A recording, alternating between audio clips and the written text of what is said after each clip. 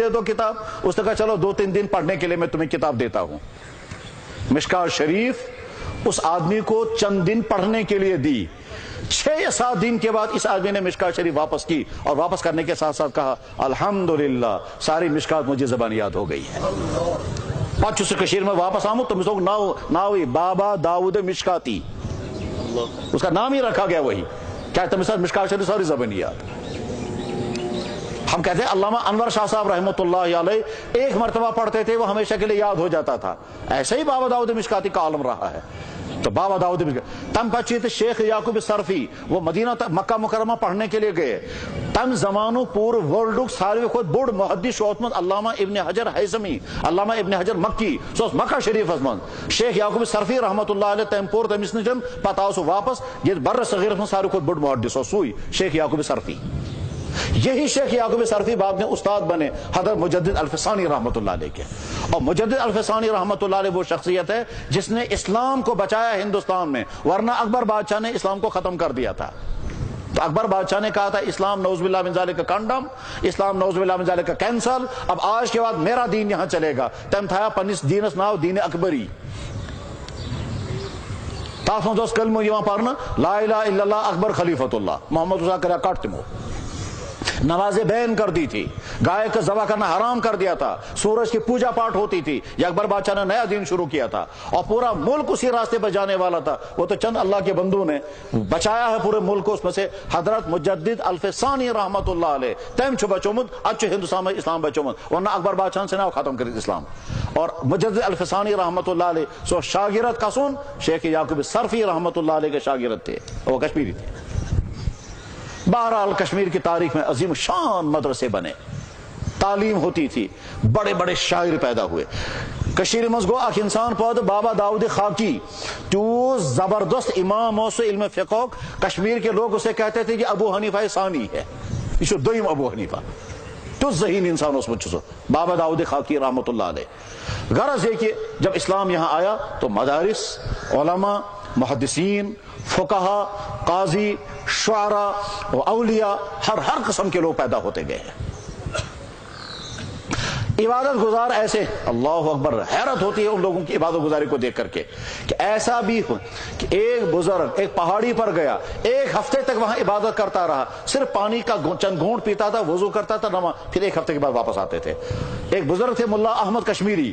ملا احمد کشمیری رحمۃ اللہ علیہ دمن یا اللہ حضرت نبی کریم صلی اللہ علیہ وسلم اس تشریف نما گارے ہراس من بدھ خاصا کن پہاڑ پر بدھ بھی ہمیں گارے ہراس من کسی. اس کے بعد پہاڑ پر جا کر کے وہاں عبادت کرتے تھے 3 دن, کبھی 7 دن, اور پھر 7 دن عبادت کرنے بعد جب تھک جاتے تھے وہاں سے ہمت اعظم کے پتو فسم بون پتو سوت کھوا پتو دے واپس کھسا. تو عجیب عابد پیدا ہوئے, عجیب محدث پیدا ہوئے, عجیب فقہا پیدا ہوئے. اور اس کے بعد پھر جب کشمیر میں زوال شروع ہو گیا اور وہ جو بادشاہ گزرا تھا نا وہ شمس الدین, شمس الدین پتہ شمس الدین تمس پتہ بنو قطب الدین, تمس پتہ بنو علاء الدین, تمس پتہ بنو زین العابدین. 2 ورین ایک خاندان حکومت کرمت کشیر من تک ونی شاہ میری دور حکومت. تم پتہ بس زوال شروع گمت کشیر من. اور پھر زوال جب آیا ہے تو ایسا زوال آیا کہ علماء بھی ختم ہو گئے, مدرسے بھی ختم کر دیے, مسجدوں میں تالے لگ گئے, سری نگر کی جامع مسجد میں گھوڑے باندھے گئے. اور اگر کوئی امام نماز پڑھانے کے لیے آتا تھا اس امام کو زندہ کھال نکالی جاتی تھی. یہاں سری نگر کے کئی اماموں کی زندہ کھال نکالی گئی تاکہ مسجد میں کچھ نہ کہیں ہو. تمام مسجدوں کو مسجدوں کو آگ لگا کر ختم کر دیا گیا. صرف 2 مسجدیں باقی رکھی تھی سری نگر میں, ایک سری نگر کی جامع مسجد اور دوسری خانقاہ معلیٰ, باقی تمام. اور جامع مسجد میں گھوڑے باندھے گئے تھے, نماز پڑھنے کی کسی کو اجازت نہیں تھی. یہ بیچ میں دور آیا ہے, شیعوں کا دور آیا, پھر ڈوگروں کا دور آیا, اس سے پہلے سکھوں کا دور آیا. بہت ہی بھیانک تاریخ چلتی رہی ہے. اس بھیانک تاریخ میں سارے مدرسے ختم ہو گئے, بھیانک تاریخ میں اولیاء پیدا نہیں ہوئے, علماء پیدا, اگر کہاں علم دین پارا اس وقت نبر گسیت پارا. اس بیچ میں اگر عالم پیدا ہوئے ہیں کشمیر میں پیدا نہیں ہوئے, باہر جا کر پڑھتے تھے, اور کچھ لوگ واپس آتے تھے, کچھ واپس بھی نہیں آتے تھے. اللہ کے نیک بندے بازے ایسے تھے. گجرات میں علاقہ ہے پالنپور، وہ سارا بدعتوں میں ڈوبا ہوا تھا. یہاں کشمیر سے مولانا نذیر حسین گئے تھے اور پورے پالنپور کے علاقے کو بدعت سے نکالا. وہ گئے تھے حج کرنے کے لیے، اور حج کرنے کے لیے گئے، وہاں دیکھا سارے لوگ طرح طرح کی گمراہیوں میں ہیں. حج تو تم تیتی تب ہم یہ چنانچہ وہیں رہے. وہ پورا علاقہ انہوں نے اپنی محنت سے ٹھیک کر دیا اور ساری بدعت ختم کر دی. آج بھی پالنپور کے لوگ جانتے ہیں کہ کشمیر سے مولانا نذیر حسین صاحب تشریف لائے تھے، انہوں نے ہمارے علاقے کو برائی سے پاک کیا. حضرت علامہ انور شاہ صاحب علم پڑھنے کے لیے یہاں سے باہر گئے، پھر واپس نہیں آئے، پھر وہیں رہے. اور اگر کشمیر واپس آئے ہوتے تو واللہ عالم اللہ تعالیٰ ان سے کیا کام لیتا. یہ سلسلہ اسی طرح سے چلتا رہا، نہ مدارس ہے نہ کچھ. اس کے بعد پھر اللہ جل شانہ کا فضل ہوا کہ اس طرح کے یہ مدرسے پھر قائم ہونے شروع ہو گئے. یہ مدرسوں کا سسٹم بالکل انوکھا سسٹم ہے. اصلی دینی تعلیم انتظام کرن حکومت ذمہ داری، مگر اسلامی حکومت کی ذمہ داری ہے. اس لیے مغل دور میں مغلوں کی طرف سے باقاعدہ دینی تعلیم کا انتظام بھی ہوتا تھا، اور لوگ بھی اپنی طرف سے دینی تعلیم کا انتظام کیا کرتے تھے. اس زمانے میں دین پڑھنے والے طالب علم اپنے کھانے کا خود انتظام کرتا تھا، اپنے رہنے کا خود انتظام کرتا تھا، اور عالم جو ہے اسے پڑھا دیا کرتا تھا. لیکن جب انگریزوں کا منحوس دور یہاں آیا، اور اس کا پھر سارا انگریز ہندوستانس مز آمت تمو کراو ارادہ کہ پورے ہندوستان گژھِ کرسچن سٹیٹ بنن، یہ گژھن ساری عیسائی بنن. اور وہ سارے عیسائیت کے سیلاب پھیلانے کے لیے انہوں نے جو پلان بنایا تھا وہ بہت زیادہ خطرناک پلان تھا. پہلا پلان تھا جتنے علماء ان تمام علماء کو قتل کر دو. 50,000 علماء کو انہوں نے قتل کر دیا تاکہ یہ گوتن کہیں اسلام ون وہ روزو نہیں بندش. تمام اسلامی مدارس بند کر دیے، اور پادری اگر اعلان کر کے کہتے تھے اسلام غلط ہے. دلی کی جامع مسجد میں لوگ نماز پڑھ کر نکلتے تھے، نیبرو سواگاسم پادری کھڑا تھا، میں نے کہا چو یم نماز پڑھا تو ہم دین چو غلط، تو ہم نبی تھی غلط، نعوذ باللہ من ذالک. اور مسلمان کچھ نہیں کہہ سکتے تھے کیونکہ انگریزوں کا دور تھا، انگریز کا ظالمانہ حکومت تھی، اور پادری کھلم کھلا اعلان کرتے تھے تمہارا اسلام غلط ہے.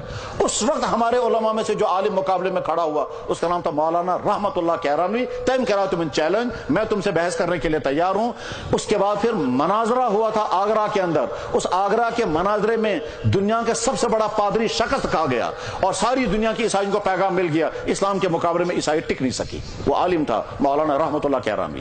اس کے بعد پھر اسلام کے بچانے کے لیے مدرسوں کا سلسلہ شروع کیا گیا کہ صاحب ہم ایسا مدرسہ قائم کریں گے لوگوں سے کہ لوگوں تمہارے ہی بچے، تمہارا ہی چندہ، تمہاری ہی محنت، ہم تمہارے بچوں کو دین پڑھائیں گے. یہ واپس آ کر تمہاری سوسائٹیوں میں پہنچیں گے، کوئی تمہارا امام بنے گا، کوئی تمہارا استاد بنے گا، یہی تمہارے نکاح پڑھائیں گے، یہی تمہارے جنازے پڑھائیں گے، یہی تمہیں سنت سکھائیں گے، یہی واعظ و تبلیغ کریں گے. امت سے افراد لینا، امت سے ان کے کھانے کا انتظام کروانا اور تیار کر کے امت کو واپس دے دینا. بس یہ ہے وہ مدرسوں کا سلسلہ. اور اس کا نتیجہ یہ ہوا کہ 150 سالہ انگریزوں کی ظالمانہ تاریخ کے باوجود ہندوستان سے اسلام مٹ نہ سکا، اور مٹ بھی نہیں سکتا. وجہ بنی اسلامی مدارس. ورنہ اگر مدارس نہ ہوتے تو پورا بر صغیر اسلام سے محروم ہو چکا ہوتا. ان مدارس نے اسلام کو اتنا پختہ کر دیا.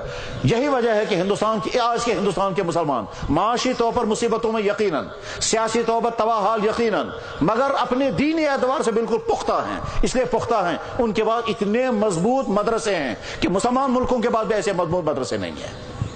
ان کے پاس اتنی مضبوط تبلیغ ہے کہ مسلمان ملکوں کے بعد ایسی مضبوط تبلیغ نہیں ہے. اور اگر کہیں مسلمان ملکوں میں مثلا پاکستان یا بنگلہ دیش میں مدرسے ہیں، وہ ہندوستان کے مسلمانوں سے سیکھ کر کے انہیں بنائے ہیں. ان مدارس کے ذریعے سے اس طرح سے اسلام چلتا رہا. بعد میں اب کشمیر میں بھی اللہ تعالیٰ شاہ نے یہ شکل پیدا کر دی کہ پچھلے 30-40 سال کے عرصے میں مدارس یہاں بھی قائم ہونے شروع ہو گئے. انہی مدارس کا سلسلہ ہے. ہر جگہ کوئی نہ کوئی مدرسہ. مدرسوں سے نکل کر آنے والا عالم، وہ عالم آتا ہے، وہ کسی جگہ اسلامی ادارہ قائم کرتا ہے، وہاں کے عوام سے کہتا ہے بچے بھی آپ کے ہی، کھانا بھی آپ ہی کو دینا ہوگا، زمین بھی تم ہی لوگ مہیا کرو. وہ بیچارہ خود در در پھرتا ہے، چندہ بھی کر کے لاتا ہے، بچوں کو بھی جمع کرتا ہے، ان کو پڑھاتا بھی ہے، ان کو کھلاتا بھی ہے، ان کو سلاتا بھی ہے، سارا کچھ کر کے پھر عالم بنا کر کے واپس بھیج دیتا ہے. ہمارے بزرگوں میں سے حضرت مولانا مفتی محمود حسن نور اللہ وبرکاتہ، انہوں نے فرمایا کہ مجھے جناب رسول اکرم صلی اللہ علیہ وسلم کی خواب میں زیارت ہوئی. حضرت نے فرمایا تعلیم اور تبلیغ یہ دونوں کام کرتے رہنا، جنت میں میرے ساتھ آ جاؤ گے.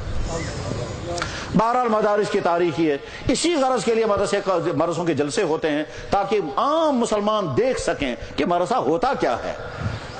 اور آج کے زمانے میں تو مدرسوں کے خلاف طرح طرح کے الزامات لگتے ہیں، اور جو الزام لگانے والے وہ بھی جانتے ہیں یہ الزام ہے صرف۔ میرے بھائیو بہت عجیب مرحلہ آتا ہے وہ کیا، جب غیر سمجھتے ہیں یہ مدرسہ کیا چیز ہے، اپنے کہتے ہیں یہ بیکار ہے، وہ دوسرے سمجھتے ہیں یہ کیا چیز ہے، کہ جب تک یہ ہیں تب تک اسلام کو ہلانا مشکل ہے۔ کیوں؟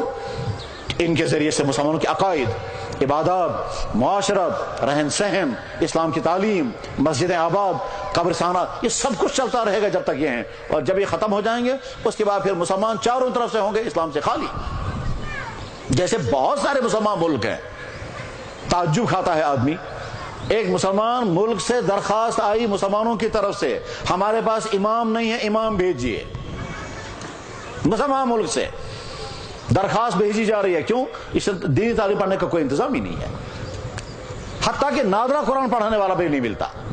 یہ جو مولانا رحمت اللہ کیرانوی جس کا تذکرہ میں نے کیا، مولانا رحمت اللہ کیرانوی جس نے مناظرہ کیا تھا پادریوں کے ساتھ اور انگریز حکومت پیچھے تھی اور وہ شکست کھا گیا تھا، یہی مولانا رحمت اللہ کیرانوی تشریف لے گئے مکہ شریف، اور مکہ مکرمہ میں انہوں نے مدرسہ قائم کیا، مدرسہ سہولتیہ۔ خانے کعبہ میں امام نہیں مل رہے تھے، مدرسہ سہولتیہ سے امام لانے پڑے۔ ایسا دور بھی بیچ میں گزرا ہے کہ کعبہ شریف کے امام لائے جاتے تھے مدرسہ سہولتیہ سے، اور ان کی فہرست بنی ہوئی ہے، یہ ہے فلاں عالم جو خانہ کعبہ کے امام بنا، پڑھا ہوا تھا مدرسہ سہولتیہ سے، یہ ہے فلاں شخص جو خانہ کعبہ کے اتنے زمانے تک امام رہا، یہ پڑھا ہوا تھا مدرسہ سہولتیہ کا۔ اور مدرسہ سہولتیہ قائم کیا ہندوستان سے جا کر ایک آدمی نے، جن کا نام تھا مولانا رحمت اللہ کیرانوی۔ تو میرے بھائیو، دینی مدرسوں کا مقصد یہ ہے کہ ہمارے بچے دینی تعلیم پڑھیں، اور خاص طور پر اس لیے بھی کہ مسلمان گویا مدرسے والے کہتے ہیں مسلمانوں تم میں سے کچھ سائنس پڑھ رہے ہیں، کچھ میڈیکل پڑھ رہے ہیں، کچھ نان میڈیکل پڑھ رہے ہیں، کچھ کالجوں سکولوں میں ہیں، کچھ عدالتوں میں ہیں، کچھ بزنس کر رہے ہیں، ٹھیک ہے، ہم اسلام پڑھیں گے، اسلام پڑھ کر کے افراد تیار کریں گے، دینی رہنمائی تمہیں یہاں سے ملے گی۔ تمہیں صحت خراب ہوگی تو ڈاکٹروں سے مدد لو گے، دین چاہیے تو مدرسوں سے مدد لو گے۔ مدرسے تمہاری ہر طرح کی رہنمائی کرنے کے لیے تیار ہیں، دین کے جس شعبے کی رہنمائی چاہیے۔ انسان کی زندگی کا اہم ترین شعبہ عبادات کا ہے، نظام عبادت کیا ہے مدرسوں کے ذمہ معلوم ہوگا۔ دین کا ایک اہم ترین شعبہ نظام معاشرت ہے، نکاح کیسے ہوگا، طلاقیں کیسی ہوتی ہیں، والدین اور اولاد کے حقوق کیا کیا ہیں، میاں بیوی کے رہن سہن کیسے ہوگا، پڑوسوں کے ساتھ کیسے رہنا ہوتا ہے، گھریلو سسٹم کیسے چلانا ہوتا ہے، وراثتیں کیسی تقسیم کی جائیں گی، پراپرٹی خریدنے اور بیچنے کے سلسلے، یہ سب کچھ مدرسوں سے۔ انسانی زندگی کا اہم ترین شعبہ ہے بزنس، تو بزنس کے تمام مسائل تم کو مدرسے والے سمجھیں، کیونکہ وہ پڑھتے ہی ہیں کتاب البیوع، اور وہ حدیثوں میں اور فقہ میں تفصیل کے ساتھ۔ غرض ہے کہ جس شعبے میں تمہیں دینی رہنمائی کی ضرورت ہوگی اس رہنمائی کے لیے یہاں سے افراد تیار ہو رہے ہیں اور رہنمائی تمہیں کرتے رہیں گے۔ میرے بھائیو، دینی مدرسوں کے جلسوں کا ایک مقصد یہی ہوتا ہے کہ امت کے سامنے آ جائیں کہ بھائیو تم نے جو بچے دیے تھے، وہ بچے، کوئی بچہ آج حافظ بنا ہے، آگے چل کر یہ عالم بنے گا، یہ بولنے والا ہوگا، اس کے قلم سے دین کو فائدہ ہوگا، اس کی زبان سے دین کو فائدہ ہوگا، یہ کہیں حفاظت دین کا کام کرے گا، کہیں اشاعت دین کا کام کرے گا، کہیں باطل کا مقابلہ کرے گا، کہیں کنفیوژن دور کرے گا، کہیں اقامت دین، تنفیذ دین کا کام، کہیں تحقیق دین کا کام کرے گا۔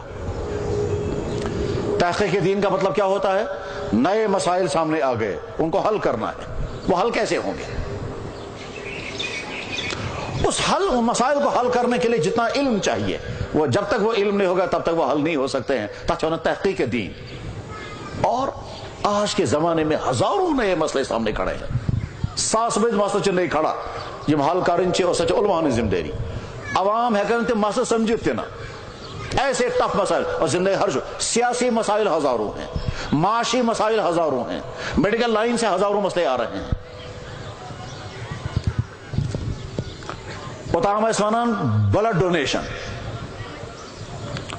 پتہ ہے سوانان آئی ڈونیشن، پتہ ہے سوانان کڈنی ڈونیشن، آج ہے لیور ڈونیشن۔ لیور ڈونیشن کا مطلب جیسے لیور کا پیس کریں گے اور آدھا پیس دوسرے کو دیں گے، یہ درست ہوگا یا نادرست ہوگا؟ پیسہ لے سکتے ہیں یا نہیں لے سکتے ہیں؟ جائز اگر ہے تو کیسے ہے؟ اگر ناجائز ہے تو حل کیا نکلے گا؟ ان قریب شاید ایسا وقت آنے والا ہے، ایسا وقت آنے والا ہے کہ انسان ڈیسائیڈ، اس کا آج نا سوال کیا تھا جناب، بچہ ٹھہر گیا، الٹراساؤنڈ بتا دیتا ہے کہ لڑکا ہے کہ لڑکی ہے، ٹھیک، اس کے بعد آدمی فیصلہ کرنے لگتا ہے تیرے کو ختم ہی کروں، تو ایبارشن کرا دیتے ہیں۔ گویا میڈیکل نے یہاں تک پہنچا دیا کہ وقت سے پہلے پتا چل رہا ہے کہ لڑکا ہے کہ لڑکی ہے، اس کے بعد پھر لوگ اب بچوں کو گرا رہے ہیں، خاص طور پر لڑکیوں کو گرا رہے ہیں۔ ایسا ہو سکتا ہے کہ آگے چل کر کے برحال آ جائے گا کہ انسان اسی پرسن سشکا چاہاں لڑکا تھا ان کی لڑکی جیون تھی ایسی، میڈیکل وہاں پہنچ جائے گا۔ اس وقت علماء کو فیصلہ کرنا ہے یہ جائز ہوگا کہ ناجائز۔ اگر علماء کہیں گے چوائس جو مرضی سو کرو، سہری سانڈن لڑک ٹھیک چھو، سہری سانڈن لڑک کیس کل بات لڑکی ایسے کوئی نہیں تھی نا، سہری کی ایسا لڑکے سانڈن خانداری گزبانی صاحب نے کوئی نہیں، تو پاپولیشن کا امبیلنس ہو جائے گا، اس کو نظر میں رکھ۔ ہزاروں مسائل نئے پیدا ہوتے ہیں، عبادات میں بھی نئے مسائل پیدا ہوتے ہیں۔ پہلے زمانے میں انجیکشن نہیں کرتے تھے، آج کے زمانے میں انجیکشن کرتے ہیں، سوال ہے روزہ ٹوٹے گا یا باقی رہے گا۔ پہلے زمانے میں انہیلر نہیں تھا، آج کے زمانے میں انہیلر ہے، سوال ہے روزہ ٹوٹے گا یا باقی بچے گا۔ دوائیوں کے قبیل کی ایسی ایسی چیزیں سامنے آئی ہیں۔ مجھے کل رات آدمی فون کر رہا ہے، کہہ لگا جناب ایک کیپسول آیا ہے، اس میں نان ویجیٹیرین سمٹمز ہیں، لیکن یہ نہیں معلوم ہے کہ گوشت کی کیا کیا چیز اس میں ڈالی گئی ہے، اور وہ کیپسول کھائے جاتے ہیں۔ ہم یہ کیپسول کھا سکتے ہیں یا نہیں کھا سکتے ہیں؟ کون فیصلہ کرے گا یہ حلال ہے کہ حرام ہے؟ تو طرح طرح کے نئے مسائل پیدا سامنے آتے ہیں۔ علماء کا ایک کام اشاعت دین، دوسرا کام حفاظت دین، تیسرا کام تنفیذ دین، چوتھا کام تحقیق دین۔ نئے مسائل سامنے آئیں گے، ان کی تحقیق کرو، ان کے جائز و ناجائز ہونے کے فیصلے کرو۔ پانی کی قلت سامنے آنے والی ہے، جب پانی کی قلت سامنے آئے گی اس کے بعد کیا ہوگا؟ شہروں کے اندر جو گندے نالے ہیں، ان گندے نالوں کے پانی کو صاف کیا جائے گا، اور صاف کرنے کے بعد پھر دوبارہ بوتلوں کے ذریعے سے گھروں تک پہنچایا جائے گا، تو وہ پانی پینا جائز ہوگا ناجائز؟ صاف تو ہو گیا مگر پاک بھی ہوا یا نہیں؟ بلکہ ہو سکتا ہے آگے چل کر کے انسانوں اور جانوروں کا پیشاب بوتل میں جمع کر کے پھر اس کو پروسیس کر کے پھر صاف کر کے دیں گے، کہا آپ کو یہی پینا پڑے گا، یہ جائز ہوگا ناجائز؟ تو طرح طرح کے نئے مسائل سامنے آتے ہیں، اور ان مسائل کو حل کرنے کے لیے محنتیں کرنی ہوتی ہیں۔ یہ سارے کام علماء کے کندھوں پر ہے، اور علماء الحمدللہ یہ کام۔ تو میرے بھائیوں، دینی مدارس میں جلسہ کرنے کا اہم ترین مقصد ہوتا ہے مدرسوں کا تعارف، مدرسوں کی کارکردگی، مدرسوں کے ذریعے سے کیا چیز تیار ہو رہی ہے وہ۔ اللہ اکبر، وہ باپ کتنا خوش قسمت جس کا بیٹا حافظ بنا۔ اللہ کے نبی علیہ السلام فرما رہے ہیں قیامت کے دن حافظ کے باپ کو ایسا تاج پہنایا جائے گا جس کی چمک سورج سے زیادہ تیز ہوگی۔ تو جب حافظ کے باپ کو یہ تاج پہنایا جائے گا تو خود حافظ کا مقام کتنا اونچا ہوگا۔ ارشاد فرمایا گیا دیندار حافظ، قرآن کے مطابق زندگی گزارنے والا حافظ اتنا قیمتی ہوگا کہ 10 جہنم کے مستحق انسانوں کو جہنم سے نکال لے گا۔ شفاعت کا حق اتنا اس کو اللہ تعالیٰ عطا فرمائیں گے۔ اللہ کے نبی فرما رہے ہیں خیرکم من تعلم القرآن وعلمہ، تم میں سب سے زیادہ بہتر انسان وہ ہے جس نے قرآن سیکھا اور قرآن سکھایا۔ سب سے بہتر انسان وہ ہے۔ اس سے زیادہ خوش قسمت انسان کون؟ کہ جس کے کانوں میں آواز صرف قرآن کی، جس کی نگاہوں کے سامنے صرف قرآن، جو ہر وقت باوضو رہتا ہے قرآن کے لیے، وہ سوتا ہے تو قرآن کی فکر لے کر، وہ صبح اٹھے گا تو قرآن کی فکر لے کر، یا اس کو نادرہ پڑھنا ہے یا حفظ کرنا ہے، یا تفسیر پڑھنی ہے یا اس کا گرامر پڑھنا ہے، یا حدیث پڑھنی ہے، تو رات و دن ان کا گزرتا ہے قرآن کے ماحول میں، حدیث کے ماحول میں۔ اس لیے مقدس ترین جگہ ہوتی ہے وہ مدرسہ جہاں صبح سے شام تک صرف اللہ، صرف پاکیزگی، صرف یہی وجہ ہے کہ اگر آج کوئی جاننا چاہے کہ صاحب دنیا میں سب سے زیادہ پاکیزہ ماحول کہاں ہے، جواب آئے گا مدرسے میں۔ یہاں نہ بے حیائی ہے، یہاں نہ لڑکیاں ہیں، یہاں نہ بے پردگی ہے، یہاں نہ فحش چیزیں ہیں، یہاں نہ فلمیں ہیں، یہاں نہ ٹی وی ہے، یہاں گندا کام کچھ نہیں۔ پاکیزہ ترین ماحول میں پاکیزہ جوان تیار ہوتے ہیں۔ اور میں کبھی کبھی سوچتا ہوں، میں نے کہا یا اللہ، وہ حدیث جس میں اللہ کے نبی علیہ السلام نے ارشاد فرمایا، کیا فرمایا؟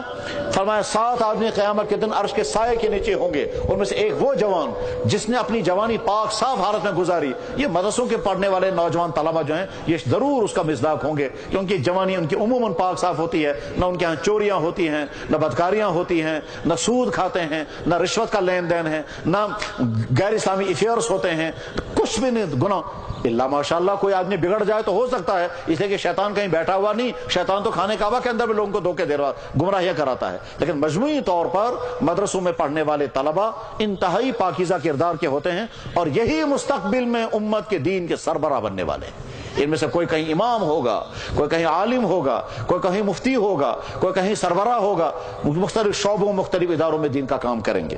میرے بھائیو، دین کے مدارس کا جلسہ اس کا ایک اہم ترین مقصد ہوتا ہے، امت اپنے اپنے کاموں میں ہے، نوجوان سکولوں کالجوں میں، ملازمین دفتروں میں، بزنس کرنے والے بازاروں میں، مزدوری کرنے والے کھیتوں اور فیکٹریوں کے اندر ہوتے ہیں، ان کو دین سننے اور سنانے کا موقع نہیں ملتا ہے، تو مدرسے میں جمع کر کے ایک طرف سے علماء کو لائیں گے، ایک طرف سے عوام کو لائیں گے، اور آ کر کہیں گے اے مسلمانوں، تم مسلمان ہو، دین سنانے کے لیے ہم نے انتظام کیا ہے، علماء آئیں گے اور تمہیں دین سکھائیں گے، سنائیں گے، تاکہ تم آگے دینداری کی زندگی گزار سکو۔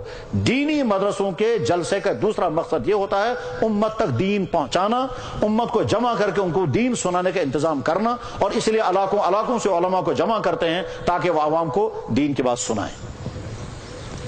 میرے بھائیو، اللہ تعالیٰ سے بے انتہا فضل و احسان کہ عشق مسلمان سو انسان کو نادان بلکہ بدترین نادان یہ میں زہیں زندگی میں یہ خیال آنا کہ اللہ تعالیٰ نے کہا مہربانی سے میں پر کرمز بسنت مسلمان بنوں۔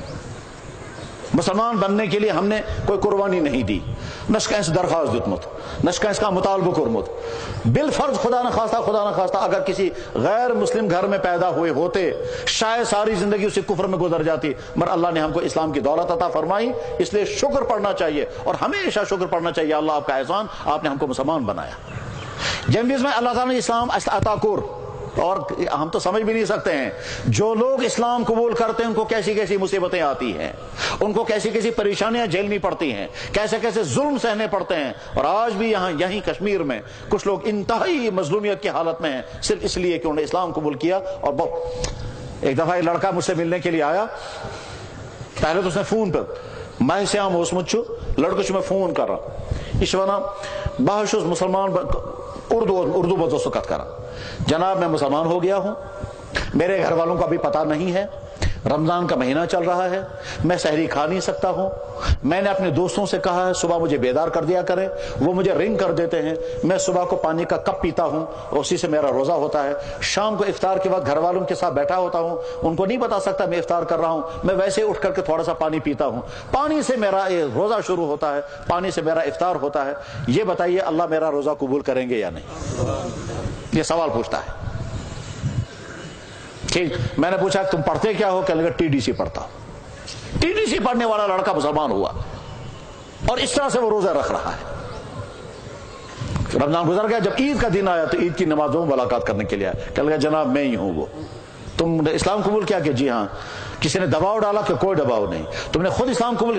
میرے بھائیوں وہ تو چھوڑ دیجئے، ابھی پچھلے ہفتے، اللہ اکبر، پچھلے ہفتے ایک شخص آیا، وہ آ کر کے کہتا ہے کہ جناب میں شرابی پاپی انسان اور ٹیکا لگانے والا، مجھے خواب میں نبی کی زیارت ہو گئی، میرے ہاتھ میں شراب کا گلاس تھا، وہ شراب کا گلاس انہوں نے توڑ دیا، اسی وقت میں بیدار ہو کے میں نے توبہ کر لیا، آج کے بعد شراب کبھی نہیں پیوں گا، اور آ کر کے مسلمان ہو گیا، کلمہ پڑھاؤ۔ اللہ نے ہم کو یہ امتحانات نہیں ڈالے، اپنے گھر میں ہم کو اسلام کی دولت مل گئی، الحمدللہ رب العالمین۔ ونچ اس میں ہر ایک انسان سن ڈیوٹی سو زانے کہ اسلام چھو کیا، اگر اللہ تعالیٰ اس اسلام عطا کور اس اگر مسلمان چھے اشنا یہ زانون آن سے مسلمان کیا ہو اسلام چھو کیا، اسلامش تعلیم چھا کیا، اشنا مسلمان سے ذمہ داری۔ اگر آخ انسان ڈاکٹر چھے تو مجھے پتا میں کیا کہوں چھا، اگر آخ انسان سس چھو تو مجھے پتا کہ میں کیا کہوں چھا، سو زانن پر اس اگر مسلمان چھے اور یقیناً چھے مسلمان اشنا ڈیوٹی پانے کی سمجھو اسلام چھو کیا۔ میرے بھائیو علماء یہی سمجھانا چاہے اسلام ہے کیا، لیکن شارٹ میں اگر کوئی بتانا چاہے تو میں کہہ سکتا ہوں کہ اسلام کچھ چیزیں ماننا، کچھ کام انجام دینا اور کچھ کاموں سے بچنا، ان تین چیزوں کا نام اسلام ہے۔ کیا چیز مانن، کیا چیز کارن، کیا چیز چیزوں سے دور روزن۔ کچھ چیزیں ماننی ہیں ان کو کہتے ہیں عقائد، کچھ کام کرنے ہیں ان کو کہتے ہیں فرائض، کچھ کاموں سے بچنا ہے ان کو کہتے ہیں حرام، بس یہ تو اسلام۔ آسان یہ ڈیٹیل کرو تو پوری زندگی اس میں آ جائے گی۔ کچھ چیزوں کو ماننا ہے، اللہ کی ذات کو ماننا، اللہ کے نبیوں کو ماننا، خاتم النبیین کو ماننا، مرنے کے بعد زندہ ہونا ہم نے مان لیا، مرنے کے بعد اعمال کا حساب ہوگا ہم نے مان لیا، اللہ نے اس کائنات میں انسانوں کے علاوہ دوسری مخلوقات فرشتے بنائے، ہم نے مان لیا۔ تقدیر اللہ نے اپنے ہاتھ سے بنائی، ہم نے مان لیا۔ خیر و شر جو کچھ فیصلے دنیا میں ہوتے ہیں اللہ کے فیصلے سے۔ دنیا کے تمام انسان کوئی کام کرنا چاہے اللہ نہ چاہے تو نہیں ہو سکتا، ہم نے مان لیا۔ دنیا کے تمام انسان کسی کام کو روکنا چاہے اللہ کرنا چاہے تو روک نہیں سکتے، ہم نے مان لیا۔ اس دنیا میں پتا بھی نہیں ہلتا ہے اللہ کے فیصلے کے بغیر، ہم نے مان لیا۔ اس کائنات میں سب سے مقدس ترین مخلوق انبیاء علیہ السلام ہے، ہم نے مان لیا۔ انبیاء علیہ السلام میں پہلا نبی آدم علیہ السلام اور آخری نبی محمد رسول اللہ، ہم نے مان لیا۔ ہر نبی ایک علاقے کے لیے آتا تھا، صرف محمد رسول اللہ پوری کائنات کے لیے نبی بن کر آئے، ہم نے مان لیا۔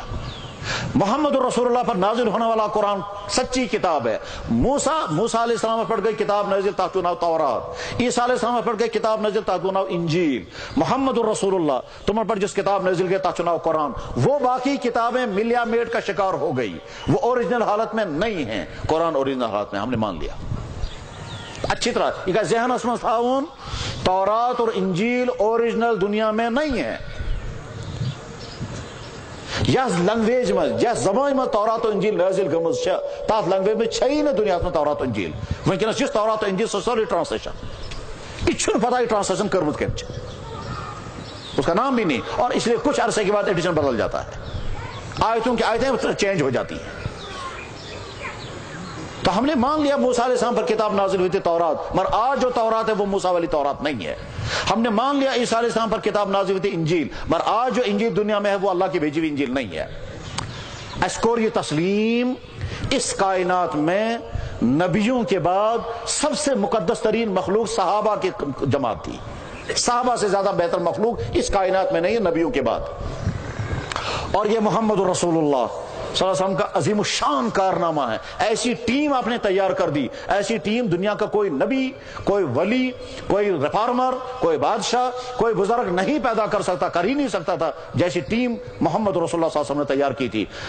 صحابہ حکمراں بنے تو ان جیسا حکمران اس کائنات میں کوئی نہیں۔ صحابہ پاور میں آ گئے تو ان سے زیادہ پاور کو ٹھیک طرح سے استعمال کرنے والا کوئی نہیں۔ جس اعتبار سے بھی دیکھیں گے صحابہ کا مثال اس کائنات میں کہیں نہیں مل سکتی۔ اسی لیے حضور نے فرمایا تھا خبردار میرے صحابہ کے بارے میں ہوشیار رہنا، جو آدمی میرے صحابہ کے بارے میں کوئی جملہ بولے گا اللہ تعالیٰ کی لعنت اس پر۔ اذا رأیتم الذین یسبون اصحابی فقولوا لعنت اللہ علی شرکم۔ اشکر تسلیم کہ جناب رسول اکرم صلی اللہ علیہ وسلم نے جو حدیثیں بیان فرمائی تمام محدثین نے کارنامہ انجام دے کے ساری حدیثیں ریکارڈ کر دی۔ اشکر یہ تسلیم کہ اسلام کا جو قانون ہے وہ فقہ کے ذریعے سے ہم تک پہنچا ہے، اسلام کا جو روحانی نظام ہے وہ اولیاء کے ذریعے سے ہم تک پہنچا۔ یہ کو سوری تسلیم کورنوین کے ہیں، ابھی صرف مانا ہم نے مانا اللہ کی ذات کو، ہم نے مانا نبیوں کو، ہم نے مانا خاتم النبیین کو، ہم نے مانا رحمت اللہ عالمین کو، ہم نے مانا قرآن کتاب حق ہے، ہم نے مانا مرنے کے بعد زندہ ہونا ہے، ہم نے مانا کہ تمام اعمال کا حساب دینا ہے، ہم نے مانا جنت بھی اور جہنم بھی ہے، ہم نے مانا فرشتے ہیں، ابھی صرف مانا ہم نے مانا صحابہ کرام سے زیادہ بہتر مخلوق اس کائنات میں کوئی نہیں، ہم نے مانا دنیا کے تمام انسان مل کر اس میں مسلمان، اولیاء، صحابہ، اولیاء، محدثین، فقہا سارے ایک طرف، وہ صحابی جس نے چند منٹ حضور کے ساتھ گزارے اس کا درجہ اونچا ہے ان تمام سے۔ ہم نے مان لیا امت کے اندر ایک جماعت، ان کو کہتے ہیں اولیاء کرام کی جماعت، وہ اللہ کے ولی ہوتے تھے مگر وہ خدا نہیں ہوتے تھے۔ ہم نے مان لیا ایک جماعت دنیا میں تھی، ان کو کہتے تھے محدثین، انہوں نے کارنامہ انجام دیا حدیث جمع کر، یہ سب کچھ ہم نے مان لیا۔ عقائد اسلام ہم نے مان لیا قیامت کے قریب حضرت عیسیٰ علیہ السلام دنیا میں تشریف لائیں گے، ان سے پہلے امام مہدی آئیں گے۔ ہم نے اس لیے مانا کیونکہ محمد صلی اللہ علیہ وسلم نے فرمایا، امام مہدی کا پورا تعارف کرا، مرزا نا یہ طلاقت مجھے کہتا ہے مرزا تھے، ان سے جا کر کہیں اچھی طرح سے کہ جس مرزا قادیانی کو آپ کبھی کہتے ہو مہدی، کبھی کہتے ہو عیسیٰ، کبھی کہتے ہو مسیح، وہ تو ڈھنگ کا انسان بھی نہیں تھا۔ بلکہ ابھی کچھ دنوں پہلے مجھے ایک عجیب بات ذہن میں آئی، اللہ اکبر، پوری انسانی تاریخ میں ایسی بیوقوفی کی بات کسی نے نہیں کہی جیسی بیوقوفی کی بات مرزا قادیانی نے کہی ہے۔ پوری انسانی تاریخ میں ایسی بیوقوفی کی بات کسی نے نہیں کہی ہے، ایسی بے شرمی کی بات کسی نے نہیں کہی ہے جیسی بے شرمی کی بات مرزا قادیانی نے کہی ہے، ان کی کتابوں میں لکھی ہوئی ہے۔ اور اگر کہیں کوئی مرزائی ملے تو اسے جا کر کہہ دینا۔ کیا کہا مرزا قادیانی نے؟ مرزا غلام قادیانی نے کہا کہ میں عورت کے روپ میں آ گیا، خدا صاحب مرد کے روپ میں آ گئے، اور خدا صاحب نے میرے ساتھ وہی کیا جو شوہر بیوی کے ساتھ کرتا ہے. لا حول ولا قوت الا باللہ. یہ ان کی کتابوں میں ہے. الفاظ اس کے کچھ اور ہیں کہ خدا صاحب نے میرے ساتھ استعارے میں قوت رجولیت کا اظہار فرمایا. بہرحال ہم نے مان لیا حضرت عیسیٰ علیہ السلام دنیا میں تشریف لائیں گے. مرزا قادیانی نہ عیسیٰ ہے، نہ مسیح ہے، نہ مہدی ہے. وہ کبھی کہتے ہیں یہ مہدی ہے، کبھی کہتے ہیں عیسیٰ ہے، کبھی کہتے ہیں مسیح ہے. 100 سال سے زیادہ ہو گئے اس کو دنیا سے چلے گئے. آج تک تو عیسیٰ کہیں کچھ نہیں ہوا جو حضرت عیسیٰ علیہ السلام کو کرنا تھا دنیا میں. بہرحال یہ ساری باتیں ہم نے مان لی. یہ چیپٹر نمبر 1 ہے. اس کو کہتے ہیں عقائد، اس کو کہتے ہیں ایمانیات. ان میں سے ہر بات کو ٹھیک طرح سے ماننا ضروری ہے. اللہ کی ذات کو واحد ماننا ضروری، نبیوں کو معصوم ماننا ضروری، نبیوں کو تسلیم کرنا ضروری کہ نبی انسان کے روپ میں آیا کرتے تھے، وہ انسانی ہوا کرتے تھے، وہ انسان کی طرح کھانا کھاتے تھے، انسانی ہوتے تھے، مگر انسانوں کے اندر جو خامیاں اور کمزوریاں ہوتی ہیں ان تمام خامیوں اور کمزوریوں سے وہ پاک ہوتے تھے. اسی کو کہتے تھے نبی معصوم ہوتا ہے. اور خاتم النبیین تھے محمد الرسول اللہ. وہ ساری کائنات کے لیے نبی بن کر آئے، ساری کائنات کے لیے کوئی نبی نہیں. یہ ہے چیپٹر نمبر 1 اسلام کا. اور چیپٹر نمبر 2 اسلام کا دوسرا چیپٹر ہے کچھ کام انجام دینا لازم ہے. ہر مسلمان پر نماز فرض، ہر مسلمان پر روزہ فرض، ہر مسلمان مالدار پر زکوٰۃ لازم، ہر مسلمان مالدار پر حج کرنا لازم. یہ 4 اہم فرض ہیں. اور اتنے ہی نہیں ہیں، عبادات کے فرض ہیں. قرآن کریم پڑھنا، تلاوت کرنا ہر مسلمان پر لازم. قرآن کریم میں اللہ تعالیٰ شان و ارشاد فرماتے ہیں جناب رسول اکرم صلی اللہ علیہ وسلم کو مخاطب بنا کر وَأَمُرْ أَهْلَكَ بِالصَّلَاةِ، آپ اپنے گھر والوں کو حکم کریں نماز کی پابندی کریں گے. لا نسألُكَ رزقا، ہمیں یہ نہیں پوچھنا ہے کہ آپ کے گھر میں کھانا پینا ہے یا نہیں. اور اللہ تعالیٰ فرماتے وَاسْتَبِرْ عَلَيْهَا، آپ اس پر خود بھی پابندی کریں. نماز کی پابندی آپ کی ذمہ داری. جب اللہ تعالیٰ شانو حضور کو حکم دے رہے ہیں نماز کی پابندی کریں تو اور ہوگا. ایک دفعہ ایک ڈاکٹر سے میں نے پوچھا، میں پروسیجر ڈاکٹر صاحب ڈاکٹر صاحب میں ونت یم وز زائن آسان ہو تکلیف خلاص گھنو تکلیف تمس کوتا تکلیف چھ گژھان.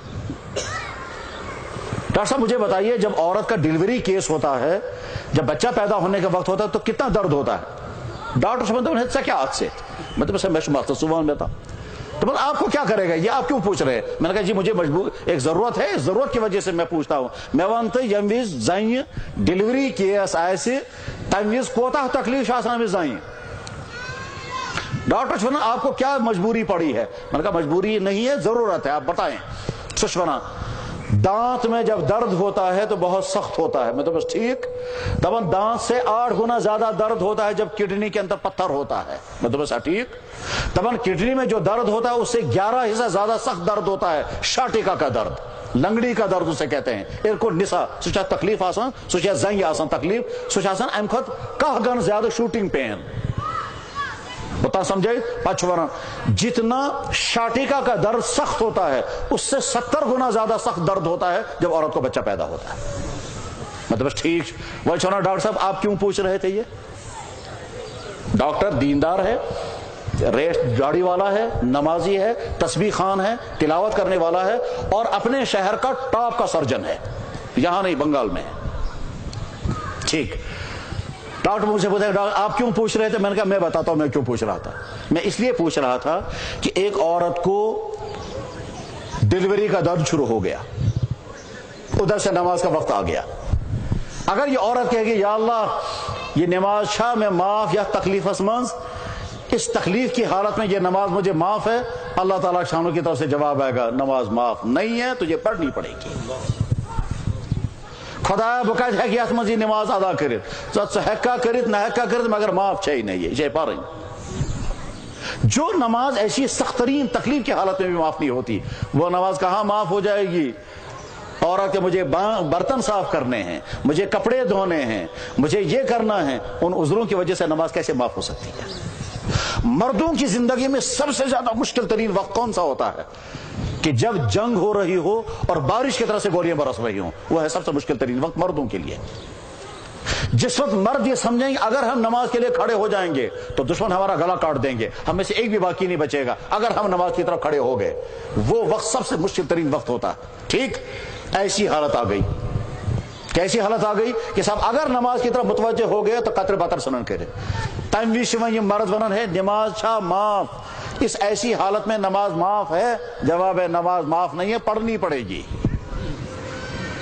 ثبوت اس کا جناب رسول اکرم صلی اللہ علیہ وسلم نے صلاۃ الخوف پڑھی، اسی لیے حدیث کی کتابوں میں چپٹر آتا ہے صلاۃ الخوف کا۔ صلاۃ الخوف کا مطلب یہ ہوتا ہے جب دشمن حملہ کرنے کتنا قریب ہے کہ اگر ہم نماز میں مشغول ہو گئے تو مارے جائیں گے سارے، اس وقت نماز چھوڑنے کی اجازت نہیں ہے۔ البتہ کیا کرنا ہوگا، ایک جماعت نماز پر کھڑی ہو جائے، ایک جماعت دشمن کے مقابلے میں کھڑی رہے، یہ ایک رکعت پڑھ کر وہاں چلے جائیں، وہ وہاں سے آ کر امام کے پیچھے کھڑے ہو جائے، پھر امام ان کو دوسری رکعت پڑھائے گا، امام ایک رکعت، اس امام کی دوسری رکعت ہوگی۔ صلاۃ الخوف کا مستقل ایک تجربہ، ایک طریقہ لکھا ہوا ہے، بلکہ اماموں کا اختلاف بھی ہو گیا ہے، بخاری میں کتاب صلاۃ الخوف کا پورا چیپٹر لگا ہوا ہے۔ اسی لیے یعنی گویا جب دشمنوں کا اٹیک اتنا خطرناک ہو رہا ہو کہ جانے بچنے کی امیدیں نہ ہوں، اس وقت بھی نماز معاف نہیں ہوتی، تو میرے بھائیوں وہ نماز کہاں معاف ہو جائے گی؟ بزنس کی وجہ سے، ملازمت ڈیوٹی کی وجہ سے، کھیل کود کی وجہ سے وہ کیسے معاف ہو جائے گی؟ سان حالت ونکینس یہ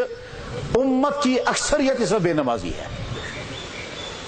نماز ہر مسلمان پر فرض، روزہ ہر مسلمان پر فرض، کوئی مسلمان چونا یہ روز معاف ہے گژھت سوائے اخ سہ گو تتھس بجرس من ییٚلہِ کانٛہہ انسان واتہِ تتھس بجرس مز کہ سہ چھُنہٕ ہٮ۪کان وۄنۍ روزدر بِہتھٕے نہٕ، تٔمِس ہیٚکہِ روزٕ معاف گژھِتھ، تٔمِس چھُ آسان فدیہ ادا کرُن، ورنہ ہر مسلمان پر روزہ لازم۔ عورت کو بھی روزہ معاف، نماز تو عورت کو معاف ہو جاتی ہے ایام حیض میں، عذر کٮ۪ن دۄہن چھِ نماز گژھان معاف زین، باقین دۄہن نہ، مگر روز چھُنہٕ تِمن تہِ معاف۔ اگر میسام اوس، اگر عذر اوس زنہِ، عذر کس حالتس منٛز ہیٚکہِ سُہ روزٕ ترٲیِتھ، مگر اتھ چھس قضا تہِ کرٕنۍ۔ روزہ ہر مسلمان پر فرض، زکات ہر ایمان مالدار مسلمان پر لازم۔ کیسا افسوسناک صورتحال ہے کہ مسلمان لاکھوں اڑائیں گے اپنی رسموں پر، خرافات پر، عیاشیوں پر، اور جب زکات دینے کا وقت آئے گا تو سوال ہی نہیں پیدا ہوتا، دپن ہے کیا خدا صاحب چا غریب اس دمو تمہیں زکات۔ اور یاد رکھنا چاہیے قرآن کریم میں آیت اللہ تعالیٰ ارشاد فرماتے ہیں یم مسلمان پونسہ تھاوان جمع کرت اور اللہ کے راستے میں خرچ نہیں کرتے ہیں، یہ پیسہ گرم کر کے ان کے جسم میں لگاؤں گا، یوم یحمى علیہا فی نار جہنم فتکوی بہا جباہہم وجنوبہم وظہورہم ھذا ما کنتم لانفسکم فذوقوا ما کنتم تکنزون۔ زکات ہر مسلمان پر فرض، روزہ ہر مالدار مسلمان پر لازم، زکات ہر مسلمان پر بشرطے کہ۔ اور اس کے بعد میرے بھائیو تریم چیپٹر چھو کیا کہ ایک مسلمان کے لیے کون کون سی چیزیں حرام ہیں، یہ ہر مسلمان کو سیکھنا ضروری ہے، اور اس میں پہلا چیپٹر آتا ہے جوانوں کا، کیونکہ جوانی کی زندگی میں سب سے زیادہ حرام کام پائے جاتے ہیں، اور آج کے جوانوں کا تو بہت ہی زیادہ برا حال ہے۔ ایجوک جوان ڈرگز، غلط تعلقات، شراب، چرس، فیشن، یہودیوں کی نکالی، ماں باپ کی نافرمانی، حتیٰ کہ اس سے آگے بڑھ کر کے اب نوجوانوں کا حال یہاں تک پہنچا کہ بے شمار مسلمان نوجوان چھونا یت اسلام مز جس اسلام میں ڈرگز حرام ہو وہ اسلام ہمیں درکار نہیں، جس اسلام میں ڈانس منع ہے وہ اسلام ہمیں چاہیے نہیں۔ آج میں سمجھوتا ہوں میرے نوجوان بھائیوں، انسان کی زندگی کا سب سے قیمتی زمانہ یہ جوانی کا زمانہ ہوتا ہے۔ بگڑنے کا خطرہ بھی اسی عمر میں ہے اور سنورنے کا امکان بھی اسی عمر میں ہے۔ آپ اپنی اس عمر کو سنوارنا چاہیں تو سنور سکتے ہیں، اور اگر بگاڑ کا شکار ہو گئے تو ساری زندگی تباہ ہو جائیں گے۔ عقل مند جوان وہ ہے جو اپنے سامنے لسٹ بنا کر کے رکھے اس وقت کے جوان کون کون سی چیزوں میں تباہ ہو جاتے ہیں، ان تمام چیزوں سے میں اپنے آپ کو بچاؤں گا، خصوصاً لڑکیوں کے ساتھ غلط تعلقات، خصوصاً شراب، خصوصاً راتوں کو ڈیٹ پر بیٹھنا، خصوصاً غلط ویب سائٹیں دیکھتے رہنا، موبائل سے غلط میسیجیں کرنا، ان تمام خرافات کے نتیجے میں آپ کی زندگی تباہ ہوگی، مگر وقتی طور پر مزہ آتا رہے گا۔ جناب رسول اکرم صلی اللہ علیہ وسلم نے فرمایا الشباب شعبۃ من الجنون، جوانی ایک قسم کا پاگل پن ہے، اس پاگل پن میں کوئی چیز نظر نہیں آتی ہے۔ اس وقت ہماری نوجوانوں کا جو برا حال ہے، اور اس کی بہت بڑی وجہ یہ ہے نہ گھروں میں ان کو کوئی دین بتانے والا ہے، نہ سکولوں میں، نہ کوچنگ سینٹروں میں، نہ دفتروں میں، اس لیے یہ بیچارہ تباہ حال ہو رہا ہے۔ اب اس نے کیا کیا، کانوں میں موسیقی سننے کے لیے تاریں لگا رکھی ہے، کپڑے پہن رہا ہے جس میں جانور بنے ہوئے ہیں، ان میں شراب کی ایڈورٹائزیں ہیں، اس میں گندے جملے لگے ہوئے ہیں، سیکنڈ ٹائٹیں پہنے ہوئے ہیں، اس کی وجہ سے وہ نماز پڑھ بھی نہیں سکتا، اور اگر پڑھے گا تو وہ نماز ہی ادا نہیں ہوتی، کیونکہ جو ہی اللہ اکبر کرتا ہے، اللہ اکبر کرتے کرتے وضو جو ہے اس کی نماز ٹوٹ جاتی ہے۔ اللہ اکبر کرتے ہوئے جو ہی ہاتھ اوپر چلے جاتے ہیں، ناف کا نچلا پورشن کھل جاتا ہے، اور جو ہی نیچا پورشن کھل گیا نماز ٹوٹ گئی۔ ڈرس اونمت تمی قسم کہ اولن گھس یہ نماز پرنی نا اور اگر پرن نماز تو گھن نماز زیادہ یتھے یہ رخس من گھان پتہ گھان یل یتھے سجدس من ووت پتہ سوری بازر یل. میرے بھائیوں یہ تو یہودیوں کا لباس ہے. اللہ کے نبی علیہ السلام نے کیا من تشبہ بقوم فہو مؤمن, جو کسی قوم کے ساتھ مشابہت اختیار کرے وہ انہی کے ساتھ جائے. جب ہمارا مسلمان نوجوان چاہتا ہے میں یہودیوں کا ڈریس پہنوں گا, میں عیسائیوں کا ڈریس پہنوں گا, میں فلم اسٹاروں کا ڈریس پہنوں گا, گویا ہم نے رول ماڈل بنایا کن کو؟ کسی کا رول ماڈل ہے فلم اسٹار, کس کا رول ماڈل ہے کرکٹر, جن کی راتیں اور جن کے دن گناہوں میں ڈوبتے ہیں ان کو ہم نے اپنے لیے بنایا ماڈل کہ صاحب اسی ماڈل کے مطابق. فیشن انسانوں کی تباہی کا ذریعہ ہے. یہ وقتی طور پر کہتا ہے شوق پورا کروں گا, یہ شوق انسان کی تباہی کا ذریعہ. اور جب کوئی آدمی فیشنیبل بنتا ہے اس کے بعد اس کا ایمان سلامت رہ ہی نہیں سکتا, ممکن ہی نہیں اس کا ایمان سلامت رہ جائے. فیشن کا مطلب ہوتا ہے میں اس کے پیچھے چلوں گا, کل کو اس نے کچھ اور شروع کیا تو اس کے پیچھے چلوں گا. اس لیے بہت سارے نوجوان کنواج لاگا, بہت سارے نوجوان ہاتھوں میں دھاگے باندھتے ہیں, اور سب دھاگے کیا ہیں کہ صاحب یہ عشق کی علامتیں ہیں, یہ عشق کے نہیں کفر کی علامتیں ہیں. یہ اس لیے اپنی جوانی کو تارے گندے کاموں سے اگر بچائیں گے, اور یہ بات آپ کے والدین نہیں کہہ پاتے, آج سکول والے نہیں کہہ پاتے اپنے بچوں کو, لیکن اچھی طرح سے سنیں, جوانی ایک قسم کی نعمت ہے اور دوسری قسم کا پاگل پن ہے. اس پاگل پن کو کنٹرول میں رکھیں گے تو بچ سکیں گے, ورنہ تو جوانی تباہ ہو جاتی ہے اور اس کے بعد پھر فیوچر یقیناً تباہ ہوگا. وہ سوال ہی نہیں پیدا ہو سکتا کسی کا فیوچر اچھا بن جائے, خاص طور پر جب اس کا ذہن ان تمام گندی چیزوں میں الجھا ہوا ہو. ذہن میں کسی کے ساتھ افیئرس ہیں, ایک مصیبت یہ ہے, ادھر سے ڈانس ہے, ایک مصیبت وہ ہے, میچ کہاں کہاں چل رہے ہیں وہ کمنٹریاں یاد رکھنی ہے, ایک مصیبت وہ ہے, فلمیں کون کون سی بن رہی ہیں, کون سا فلم اسٹار آج کل کہاں ہے, کس کے تعلقات کس کے ساتھ ہیں, کون آج کہاں ہنی مون میں, ایک مصیبت یہ ہے. یہ سارے کباڑ خانے جس ذہن کے اندر جمع ہیں, اس کباڑ کھانے کے بعد پھر جب یہ پڑھنے کے لیے بیٹھتا ہے تو چن بجے آدھی کا سن کے لڑکے چاہتا ہے جناب پور رات ساشوز محنت کرن صبح چمنے یہ آدھی آسن کے سہن سوری مشمت دپان بار تیاری کر کے آج گوس ایگزام ہالس میں تعداد نہیں یاد ہی نہیں کیا سوچنا آسان تیاری گم سے ہی نا. میرے بھائیوں ان تمام خرابیوں سے اپنی جوانی کو بچائیں, تو ورنہ ٹینشنوں کی زندگی گزار رہے ہوں گے. اور آج کے زمانے میں جتنے نوجوان ہارٹ پیشنٹ, کڈنی فیلئر, پہلے زمانے میں سوچ بھی نہیں سکتے تھے, جوانی میں صاحب شوگر کی بیماری, جوانی میں ہارٹ فیلئر ہو رہے ہیں, جوانی میں وہ بیماریاں جو کبھی بلڈ کینسر جوانی میں ہو رہے ہیں, وجہ یہی ہے. تو جتنی حرام چیزیں اپنے آپ کو بچائیں. ملازمین کے لیے حرام چیزیں ڈیوٹی نہ دینا اور رشوتیں کھانا. چنانچہ ہمارے سماج کے ملازموں کا برا حال سب کے سامنے ہے, اور جو ملازم خود جانتے ہیں اپنے بارے میں ان کا کتنا برا, وہ کتنی ڈیوٹیاں دیتے ہیں اور ڈیوٹیاں دیتے دیتے کام کتنا لٹکاتے ہیں اور لوگوں کو کتنا ستاتے ہیں اور کتنی رشوتیں کھاتے ہیں, اور اس کے بعد پھر بیماریوں کا سیلاب ہے. اس لیے کہ جب حرام دولت گھر میں آتی ہے تو سکون آ ہی نہیں سکتا. بازاروں کے اندر جو دکانداریاں کرتے ہیں, اللہ کے نبی علیہ السلام نے کیا فرمایا, دکانداروں کی ایک قسم وہ جو سیدھے جنت میں جائے گی اور نبیوں کے ساتھ, اور دکانداروں کی ایک قسم وہ جو سیدھے جہنم میں جائے گی. دو قسم کی حدیثیں ہیں. ویسے اسی جناب رسول اکرم صلی اللہ علیہ وسلم عموماً تقسیم کران, علمن تہ کرک زٕ قسم, جوانن تہ کرک زٕ قسم, زین تہ کرک زٕ قسم, تاجرن تہ کرک زٕ قسم, حکمرانن تہ کرک زٕ قسم. بیان یہ نہیں کرتے دو قسمیں ہیں, لیکن بیان اس انداز سے کرتے ہیں اسے سمجھ میں آتا ہے. مثلا جناب رسول اکرم صلی اللہ علیہ وسلم فرماؤ, کیا فرماؤ, علم مطلق فرماؤ کہ جس طرح سے آسمان میں ستارے ہوتے ہیں اسی طرح سے زمین میں علماء ہوتے ہیں. آسمان کے ستاروں سے لوگ راستہ ڈھونڈتے ہیں, علماء سے بھی لوگ راستہ ڈھونڈیں گے. یہ فرماؤ ان مثل العلماء فی الارض کمثل الکواکب فی السماء یقتدی بها فی ظلمات الارض. سیتی فرماؤ, اللہ اکبر, فرماؤ کیا, ایک وقت آنے والا ہے اسلام کا نام باقی ہوگا, قرآن کے حروف ہوں گے, مسجدیں عالیشان ہوں گی. پت فرماؤ بونکن سیاتی علی الناس زمان لا يبقى من الاسلام الا اسمه ولا يبقى من القرآن الا رسمه مساجدها عامرة وهي خراب عن الهدى. پت فرماؤ علماؤهم شر تحت ادیم السماء. اخ دور ہے ایسے یت آسمان تل یا زمین پر آسن ساری خود بدترین مخلوق تم زمانک علم.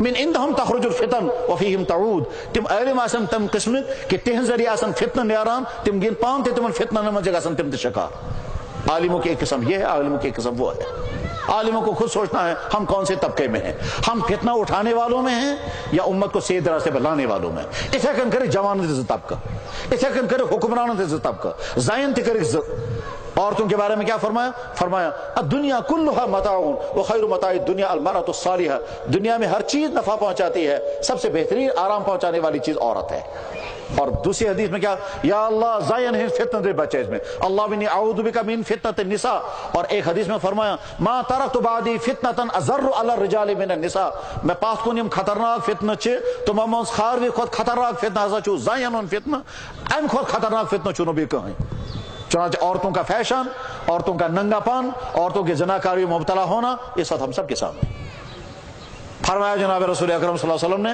اخ زمانہ سے آئے سے زائیں آسن پالو لاگنے باوجود نہتا ہیں نساء کاسیات عاریات آج ہر بازار میں وہی عورتیں ہیں مائلات یہیں سے لڑکیاں پیچھا کریں گی ممیلات وہ یہ تمنا کریں گے ایسے گسکاں پیچھا کروں کالجوں کا حال سب کے سامنے ہے اللہ کے نبی علیہ السلام نے ٹھیک انگلی رکھ کر کے بتایا تو میرے بھائیوں اسلام تین چیزوں کے مجموعے کا نام ہے کچھ حقائق کو ماننا ہے تو منچون ایمانیات کچھ اعمال انجام دینے ان کو کہتے ہیں فرائض اور کچھ چیزوں سے بچنا ہے ان کو کہتے ہیں حرام ماں باپ کی نافرمانی حرام شراب پینا حرام ڈرگز استعمال کرنا حرام رشوت کھانا حرام ناحق قتل کرنا حرام کسی کا مال اڑانا حرام چوری کرنا حرام بدکاریاں کرنا حرام غلط تعلقات جوڑنا حرام غیبتیں کرنا حرام مال اللہ نے عطا کیا علم عطا کیا تو تکبر کرنا حرام اعمال کرنا دکھلاوے کے لیے وہ بھی حرام حسد کرنا حرام کسی کی ترقی پر جلنا یہ حرام کی پوری فہرست ہے